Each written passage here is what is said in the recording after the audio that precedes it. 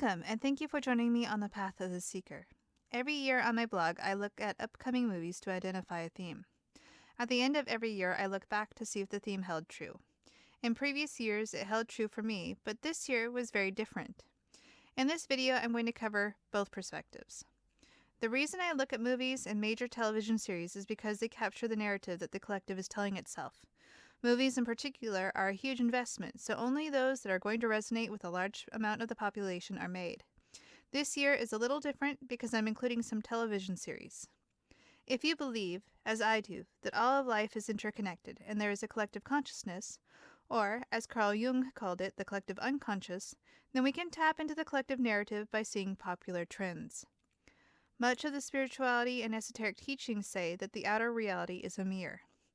Nothing mirrors people's inner reality more than popular stories. One of the ways people relate to each other is through their favorite movies and franchises. Certain movies are said to have defined entire generations. I believe storytellers are natural shamans. They tap into the collective consciousness and pull out the narratives that they tell. This is one of the reasons that we may see the same type of stories or ideas pop up from different sources at the same time. That particular type of story lay latent in the collective consciousness, and multiple people tapped into it at the same time. The person given the credit is usually the one who knows how to market the idea the best. I already presented this information in 2 different blogs on my website, which I will put in the description box below. There I go into more detail and I cover the goddess rising theme of the phoenix that I detected in 2019 movies, but also popped up in Mulan this year. This video is more of an overview of the information contained in those 2 blogs, so if you want to learn more, check those out. Alright, let's look at 2020. Originally, I said that 2020 would be the year of tying up loose threads. Most of the movies were set to take place in the past, and so there was this feeling of looking back. That narrative, however, was completely interrupted. I think that's why it's appropriate to say that 2020 was a year of the reset, or reboot. The course of humanity was completely and totally interrupted. I think it's very relevant that the only major theatrical release this year was Tenet, where the future literally intervened to change the course of history. Just looking at the narrative in popular culture, it's clear that there was a major interruption. Everything we thought was set in stone was completely turned on its head. If anyone told me prior to 2020 that the entire world would be shut down and wearing face masks because of a virus that 98% of the population recovers from, I would never believe it. That's a movie that never would have been made. On the one hand, you could say that it's a victory for compassion, but on the other, there's been so many personal liberty violations that it doesn't feel right. The narrative that ended up dominating 2020 was the year of the Stoic soldier. The definition of Stoic means a person who can endure pain or hardship without showing their feelings or complaining. Let's look at the 3 narratives that really defined 2020. First, there is the Mandalorian. He's a relentless warrior that has sworn never to remove his helmet, although he does at least once per season. He endures a lot in both seasons of the series and never complains. This Disney Plus series really took the nation by storm. Even the child in this series hardly shows emotion. Even when his ship is completely destroyed, the Mandalorian doesn't complain, but relentlessly continues with his mission. Simply put, there is nothing more stoic than a helmet. Second, there is the movie Tenet. Again, we have a stoic soldier. The main character has so little personality that he's literally just called the protagonist. Even though he is in this bizarre world of inverted reality, he never once complains but pursues his mission. Then there's Mulan. The live-action Mulan was also extremely stoic, and even though she faced daunting odds and was even cast out, she never once complains or even considers giving up. I think she cracks a smile once in the entire movie. Again, we have a stoic soldier relentlessly pursuing her mission of protecting the Emperor. Finally, there is Queen's Gambit. I have to admit, I haven't seen this series, and I don't intend to because I don't have Netflix. However, chess players are a lot like poker players in that they are known for being stoic. The series, then, from the outside, seems to fit the collective narrative for this year. That's why I'm calling 2020 the year of the Stoic soldier. All the major entertainment events of this year involved characters that didn't show their emotions or complain while executing strategic plans. There was also a very austere nature to the entertainment this year, with very little subplots in these stories. As the years have gone by, I have to admit originality in movies has dramatically diminished. Fresh new stories and ideas hardly exist.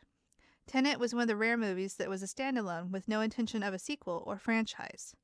Most franchises are based on previously published intellectual property, such as books or comic books, or movies that were successful decades ago. That creative void continues in 2021, as all the major movies are based on already established franchises or their sequels. Now, the schedule of these movies might change as the year goes by, but the majority of the films are set to come out after summer when, hopefully, the lockdowns and shutdowns will be a thing of the past. The start of the year is going to be dominated by Marvel on Disney+. First, there's WandaVision with the Scarlet Witch being the main character, and she's a former villain. The Falcon and the Winter Soldier, with the Winter Soldier being a former villain, and Loki, who's always just been a villain. Now, those three are just series on Disney+, but in May, we'll see the theme continue with Black Widow, who's also a former villain, and this movie is said to go into that history. Then there's the Cruella de Vil movie, Morbius, Suicide Squad, Venom 2, Let There Be Carnage, Black Adam, and at the end of the year will be the Disney Plus series, The Book of Boba Fett. 10 is an appalling amount of movies with villains or former villains as the main characters. I might have even missed a couple, because I think there's a Despicable Me movie coming out as well. Now, this trend isn't new. This started with Maleficent back in 2014, and Joker really cemented the trend in 2019. But to go from one movie a year to 10, that's extreme. Another interesting theme I see is that the movies starring good guys are all classics. There's Ghostbusters Afterlife, based on a franchise that came out in the 80s, and Top Gun, which is a sequel to another movie from the 80s. Then there's Mission Impossible and 007, which are both concepts originally introduced in the 60s. Even Wonder Woman 1984 falls into this category because it was set in the 80s. So we have these really cheesy classic hero archetypes juxtaposed a year dominated by the perspective of the villain. The third and minor theme that I detect is new perspectives. And we can see this in the fact that we're going to have so many movies that are going to view reality from the point of the villain that it adds a new dimension to reality. Then we have WandaVision and Loki introducing the concepts of the multiverse and timelines to popular culture, which should be interesting. And finally, we have Matrix 4 coming out, which always adds some sort of reality bending feature to their films. All of these are very fringe perspectives, and it's going to be interesting to see how popular culture and the collective consciousness reacts to them. Now, the year of the villain sounds ominous. However, maybe 2021 will be a year of major shadow work. When we shine the light of conscious awareness into the darkness, where villains usually dwell, it reveals what has always been there. But it does change our perception. Instead of projecting on the darkness all of our greatest fears, we can see what is really there. The thing is, despite what many people believe, when we are aware of opposing viewpoints, we become wiser. Finally, because this video is dealing with themes and patterns of the future, I want to share the 3 predictions I have for Biden's presidency. These are not based on some psychic revelation. I don't claim to be psychic. These are just based on patterns that I've seen. First, and he's already said he's going to do this in his first 100 days, is that there will be a mask mandate. Based on that, I wouldn't be surprised that if the CDC deems it necessary, there will also be a vaccine mandate. There will also undoubtedly be a long recession. While the media might pin the recession on the coronavirus and say it started in 2020, I think it will continue throughout the entire Biden administration because that's the trend. There is always, at the very least, a recession during a Democratic presidency. Finally, to get the military-industrial complex going again, there will probably be a war, or at least a skirmish that requires that we send soldiers back overseas. Now, I'm not anti-Biden. I actually felt a lot of relief when he was elected, because I'm tired of seeing people so divided and hateful. I don't think he has the charisma to unite the country, but I don't see him dividing it further. I also see FedCoin, the digital U.S. currency, becoming major news in 2021. We may see it debut next year, and it may turn out that was the entire reason for this reboot. A new currency will restart the global economic system. Most importantly, it will at least temporarily eliminate untaxed black market deals, again bringing what used to exist out of the shadows into the public consciousness, just as regulating marijuana eliminated that black market. While I know this video seems pessimistic, I actually see all of this as a good thing. Change and widening one's perspective is hard. In a lot of people, it triggers an existential crisis. That's why cultivating a mercurial, flexible mind is very important at this time. For now, I think we are stuck in a classic old school energy, but we are looking at it from a new perspective so that we can realize that's not what we want because it's outdated. That, overall, is how I see 2021. We are experiencing what we don't want so that what we do want becomes clear. Either way, we're going into a new experience of an old energy, and I'm excited about experiencing something new. I'm going to leave you with the quote from Dune that was in the trailer that excited a lot of people this year.